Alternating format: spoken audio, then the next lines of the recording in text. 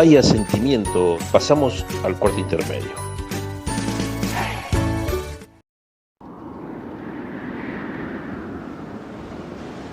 La Patagonia Rebelde, 1921. Los peones rurales de Santa Cruz se levantan en huelga pidiendo mejoras de trabajo. Ganaban tan poco.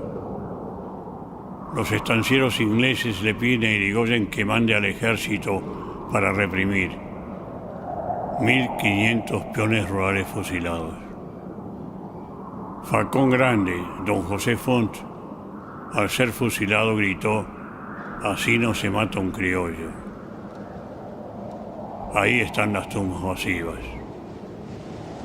Pero el recuerdo queda para siempre.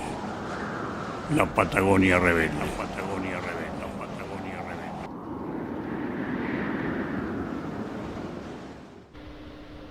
rebelde. Nadia, desde la Secretaría de Derechos Humanos, bueno, ha habido una base muy importante con el tema huelgas, algo que no se había visto durante muchos años, ¿no? Sí, bueno, por pedido de la gobernadora de trabajar fuertemente en Memoria, Verdad y Justicia, se comenzó a trabajar con quienes venían ya socialmente en sus localidades, manteniendo viva esa memoria de lo sucedido durante aquellos años, 1920, 1921, y desde el Estado provincial, desde el Ejecutivo, intentar organizar, sumarse en lo que se lanzó como el Acuerdo Social Santacruceño, empezar a tejer esos lazos, a profundizar ese tejido entre, entre el gobierno y la sociedad santacruceña, que estaba pidiendo a gritos que no quede en el olvido, en la impunidad, un hecho tan terrible como fue aquella masacre de aquellos años, conocimos la Patagonia Rebelde, la Patagonia Trágica, y comenzamos a trabajar en crear una mesa provincial, en donde aquellos actores y aquellas personas que venían construyendo ese relato que viene a destapar Osvaldo Bayer se pudiesen reunir. Muchos y muchas se conocieron por primera vez personalmente en aquel abril en Gobernador Gregores. En el 2018 se conocieron personalmente y bueno, y propusimos que fuera una constante, reunirnos, encontrarnos y ver de qué manera poder avanzar en acciones concretas sobre lo que significó en el presente y para el futuro aquellos fusilamientos y aquel avasallamiento terrible a los derechos humanos de los trabajadores y de las trabajadoras, de la sociedad toda, de lo que después fue el territorio provincial, ¿no?, de la provincia de Santa Cruz, en aquellos años, cuando ya ha pasado un siglo y sigue impune lo que sucedió. Sí, bueno, hace poco charlando con Esteban Bayer decía, bueno, 80 años con esto que permaneció casi en la oscuridad, ¿no? Más allá de los intentos de alguien como Bayer, digamos, es el motor de haber mantenido esto en la memoria colectiva, pero con muy poca difusión. ¿Cómo nace esto de las mesas? ¿Cómo se articula esto de las mesas? Y en cada localidad haya gente que esté trabajando. Sin ningún lugar a dudas, no hay posibilidad de construir una sociedad si no es realmente desde la historia y desde la memoria, desde la identidad en que ese lugar se ha ido construyendo. Y si hablamos de derechos humanos, un atropello tan terrible como sucedió durante aquellos años, o cuando conversamos con quienes integran la mesa, de no haber quedado en la impunidad la masacre durante la Patagonia Rebelde. Se habrían suscitado otros hechos tan terribles como el bombardeo del 55, como el golpe de Estado de 1930, como el longaniato, como la dictadura cívico-militar, ¿no? Tenemos una infinidad. No lo sabremos, lo que sí sin dudas es importantísimo es que esa frase del nunca más, decirle no al atropello por parte del Estado de los derechos humanos, tiene que ser un basamento para la construcción de las sociedades. Pensemos que se han quedado impunes aquellos hechos, esta sociedad se ha construido en base a la violación sistemática de los derechos humanos, de un Estado que tomó la decisión en manos del ejército argentino de venir a asesinar a trabajadores que estaban luchando y peleando por tener condiciones dignas laborales. En base a eso, si eso quedó impune, quedó sin justicia, ¿no? Si se mataron más de 1.500 personas y no sucedió nada judicialmente, si el Estado no solo no ha, digamos, en aquellos años, no solo no ha pedido perdón, como sucedió sí de la mano de Néstor Kirchner con lo que significó la dictadura cívico-militar, sino que lejos de generar justicia, ¿de qué manera construimos la sociedad? ¿O de qué manera podemos construir un futuro si realmente nos generamos una vuelta de tuerca a aquella historia nefasta? Sí, bueno, el hecho de que Néstor Kirchner, en nombre del Estado, haya pedido disculpas, me parece que también generó parte de todo esto. Y parte de ese reclamo de justicia que todavía está pendiente, ¿no?, por parte del Estado Nacional, en este caso, sobre todo en un gobierno democrático. Así es, bueno, la decisión de la gobernadora que el Estado provincial se presente como querellante ante la justicia federal, que se pida un eventual juicio por la verdad para realmente sacar el velo, digamos, que el Poder Judicial diga también con la construcción de la sociedad toda santacruceña y digamos con el impulso también del Ejecutivo, qué es lo que realmente pasó en aquellos años es fundamental. Pensemos en los antecedentes, digo, si un Estado puede matar a mansalva a más de 1.500 personas y eso queda impune, ¿qué queda de ahí en adelante? Al igual, bueno, que se está trabajando en el Congreso de la Nación, es importantísimo que sean considerados delitos de lesa humanidad, de lo mismo que sucedió, digamos, con la dictadura. Son hechos que puntualmente debe quedar el antecedente escrito y debe quedar la verdad, digamos, por parte del Estado, que esto fue lo que pasó.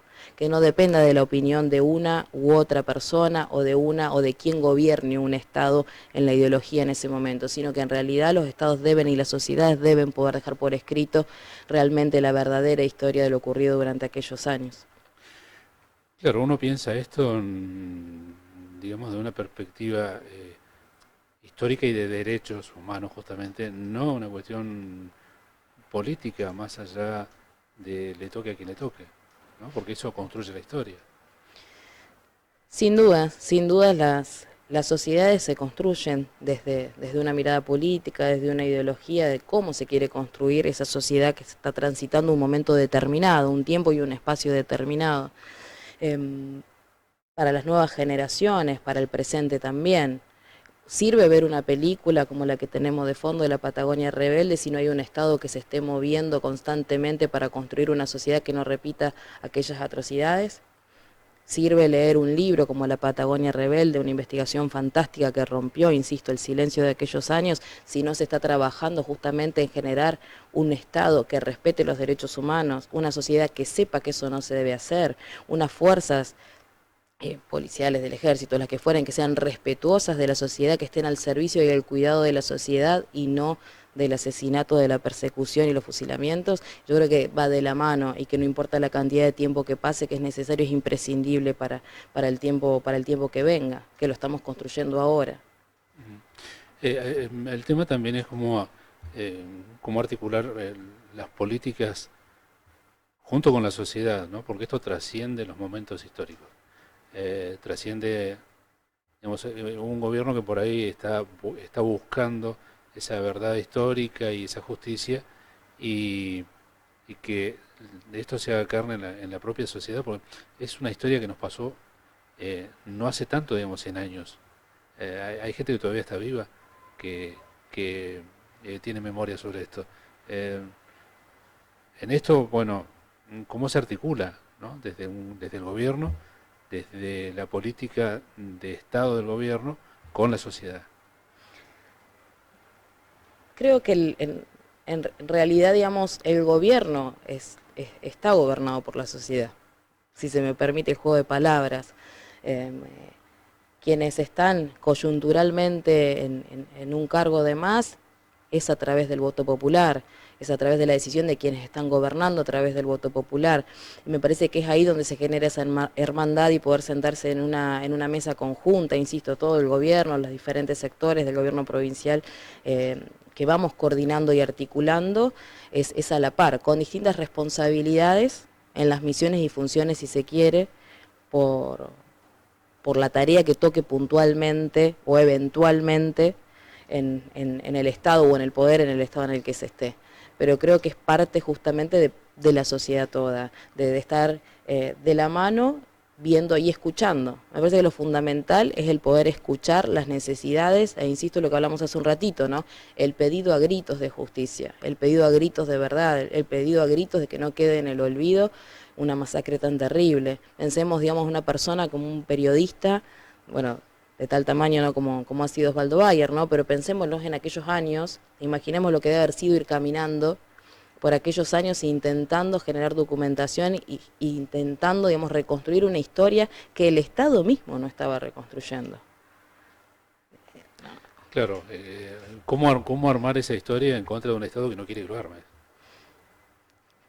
Yo creo que por eso es fundamental la documentación, por eso es fundamental, digamos, que los espacios se sostengan en el tiempo, que sean creados, digamos, en el caso de la mesa logramos con el pasar de los años, que quede a través de un decreto de la gobernadora, que quede asentado la creación de la mesa y lo imperioso del funcionamiento de la mesa para este Estado provincial, al igual que, bueno, que esta misma Cámara de Diputados y Diputadas ha generado legislación importantísima, como fue la Comisión Provincial de la Memoria, que es la única en el país que no solo toma lo que es dictadura cívico-militar, sino que también incluye dentro de su reglamentación la participación de las mesas de huelgas patagónicas de las distintas localidades, entendiendo la relación intrínseca entre la violación a los derechos humanos en un momento histórico, como ha sido durante el gobierno de Irigoyen, y en otro momento histórico, en un gobierno de facto como fue la dictadura cívico-militar, pero sí con una misma mirada de un Estado que atropella los derechos humanos en pos de un modelo económico que busca la exclusión y que busca la concentración de la riqueza para algunos pocos.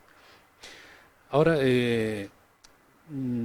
todo esto tiene una correlación en lo que la sociedad sabe, en lo que la sociedad conoce sobre estos temas, porque digo, si no estaríamos hablando en abstracto de políticas que por ahí parecieran ajenas. Cuando me refiero puntualmente al sistema educativo, a conocer qué pasó, por qué pasó, cómo pasó, y digamos, la historia tiene una línea de tiempo donde van ocurriendo cosas que son a veces, muchas veces, consecuencias de hechos del pasado. ¿Cómo articular eso para que nosotros no estemos hablando de un tema que mucha gente que nos escuche desconoce? Sí, tanto bueno en la educación formal como en la no formal, y creo que en las diferentes instancias que se van trabajando promocionales, de prevención también, insisto, de no volver a cometer los mismos atropellos, en la formación de las fuerzas, en la educación en los colegios. Educación también forma parte de la mesa y también tienen participación en las universidades, por ejemplo, en la Comisión Provincial de la Memoria, en la educación no formal también, en la diaria, en el Estado. También en los proyectos de ley que estamos trabajando para que derechos humanos dentro de la provincia de Santa Cruz sea una cuestión obligatoria en la formación, tomando como antecedente la ley Micaela. Creo que son diferentes aristas que todas hacen a no dejar en el olvido y ver, digamos, a la historia como una cuestión dinámica.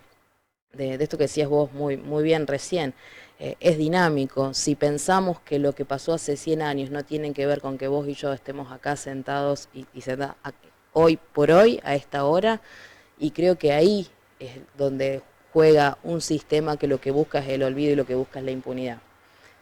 No estaríamos acá si no hubiesen matado a 1.500 personas y hubiese quedado eso impune. Y bueno, quedó impune. Creo que, a ver, estamos acá justamente por lo dinámico de la historia y porque tiene que ver con el modelo económico que hoy por hoy prima, con los derechos que hoy por hoy se están vulnerando también.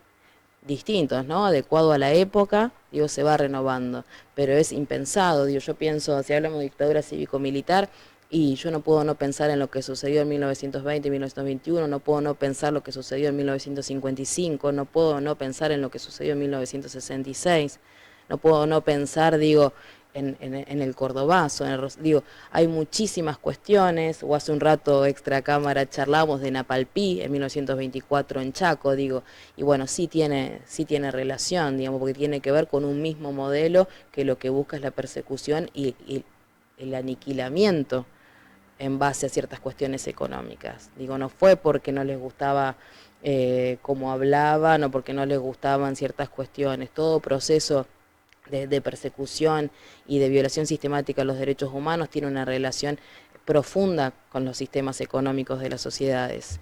Y es importante decirlo y verlo, porque el modelo económico, ciertas desigualdades que padecemos hoy por hoy, tienen que ver con ese 1920 y ese 1921 y tiene que ver con las otras fechas que también veníamos conversando. Si queremos trabajar constantemente para lograr sociedades más igualitarias, ¿cómo no vamos a revisar y ver y mantener bien presente lo que ha sucedido en aquellos años? Y ni hablar, como decías, que hay quienes todavía están buscando los restos de sus familiares que fueron fusilados en aquellos años. Pienso en Mercedes Carrizos, la hija de Aurora López, que todavía sigue buscando los restos, que es una de las personas, digamos, que brinda testimonio para la querella que presentamos en la Justicia Federal. Digo, ¿cómo puede quedar en la impunidad o en el silencio alguien que todavía está pidiendo por llevarle una flor a quien fue fusilado durante las huelgas patagónicas? Sí, en este sentido también, digamos, eh, es bastante importante el haber hecho estos avances, el haberse presentado en la justicia con una cuestión concreta, porque digamos, lo podemos repetir un montón de veces, pero hay todo un Estado, hay toda una sociedad y hay todo un sector con intereses muy grandes que no quiere que esto salga a la luz y que ha hecho que esto haya permanecido a lo largo de la historia impune hasta hoy. Digamos, seguimos eh, pidiendo justicia por este caso y, y bueno, y en esto la justicia tiene que ver, digamos, la presentación que se hizo en un estrado judicial en Caleta Olivia, el pedido en el Congreso de que sea considerado como crimen de lesa humanidad, eh, que no apunta a personas en particular, sino que apunta a un sistema que no queremos que se repita, ¿no? En esto, el cuidado, ¿no?, que hay que tener desde el gobierno y desde la política para que siga en el tiempo, para que no cambie cuando cambie un gobierno, por ejemplo. Claro que sí, bueno, similares a los de pueblos originarios. Pensemos que si no trabajamos en la constante de lo que ha sucedido, en el respeto, digamos, a las diferentes culturas que habitan las sociedades, es muy complejo. De la misma manera pasa. Pensemos que, a ver, si hablamos de Patagonia rebelde y recorremos cada rincón de Santa Cruz, si realmente las nuevas generaciones hoy por hoy están hablando del tema. Un tema irresuelto, hasta que no haya justicia, hasta que digamos que no sea de lesa humanidad, es irresuelto. Si de repente mañana viniese, no sé, una luz, no sé, no hicimos más, ¿qué es lo que va a quedar? ¿Va a quedar la construcción de la sociedad y lo que queda escrito, o los relatos orales, bueno, o ahora los cibernéticos que tenemos, ¿no? Pero bueno, es decir, ¿cuál es la palabra del Estado respecto a estos hechos? Eso es lo fundamental. Más allá de la opinión de Nadia, de Tato, de quien fuere, el Estado, ¿qué dice de lo que sucedió en aquellos años en las manos del Estado? Seguro, y está tan relacionada la historia, digamos, que si uno ve el tránsito de un tipo como Varela, de un teniente coronel, que fue el que mató a los huelguistas, que antes de ser enviado por Irigoyen, él había estado en esa campaña que se decía extendiendo la frontera, matando pueblos originarios.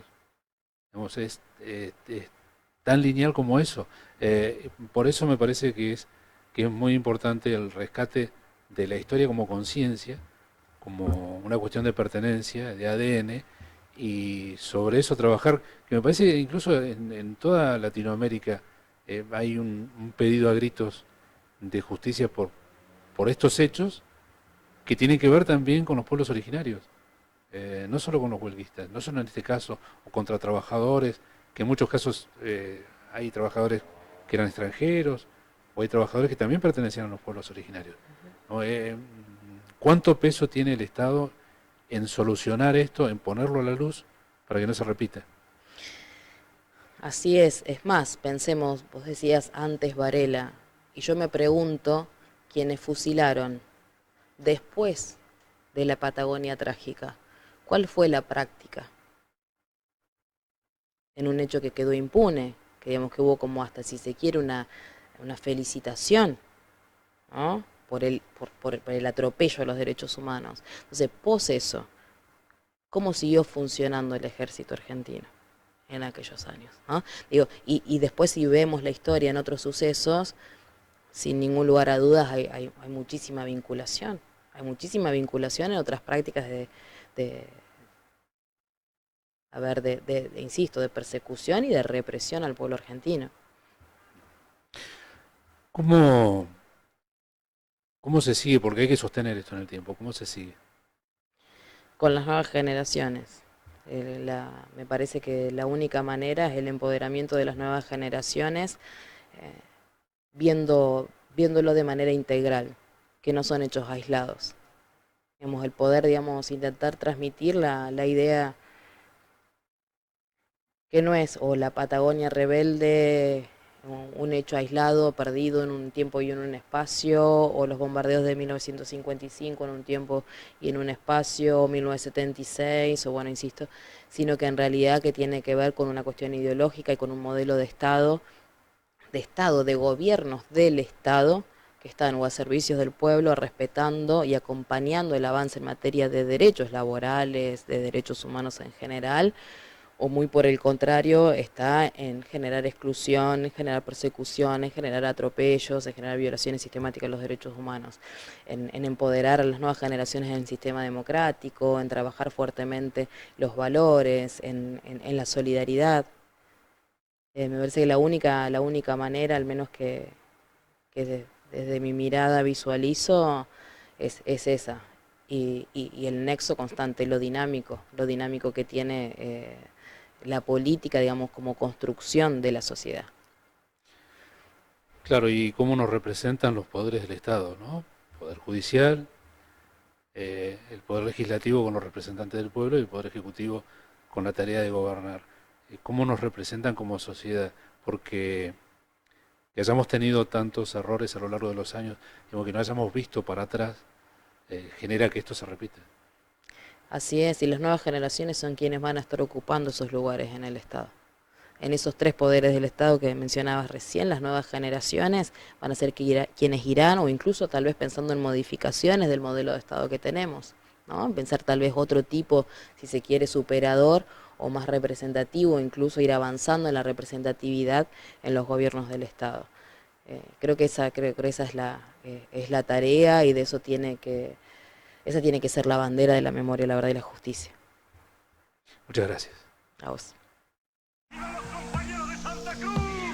Por 1500 caídos vayan mis coplas al cielo, y las recoja el maestro como un rezo a los obreros, que en la lucha por sus derechos sembraron los campos nuestros, con su vida y con sus huesos por un mandato siniestro.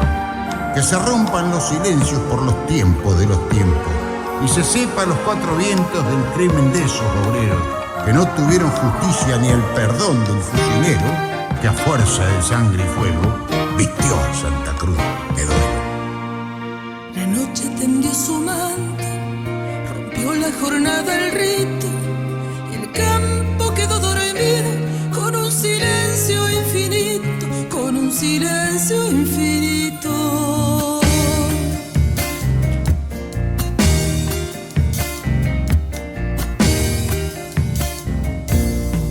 Fue allá por el 21, Santa Cruz fue camposanto, las aves enmudecieron y no se escuchó su canto, y no se escuchó su canto.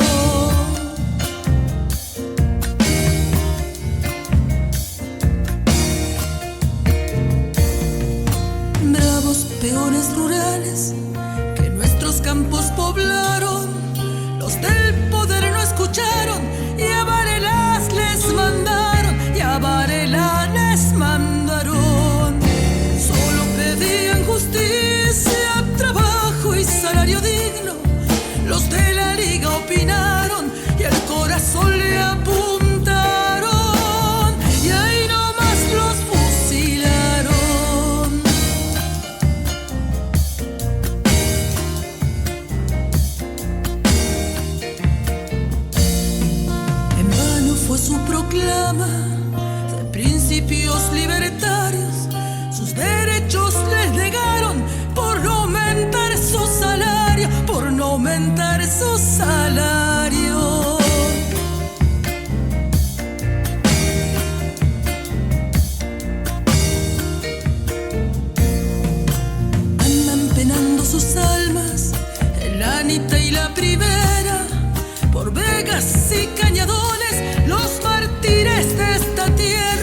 mártires de esta tierra.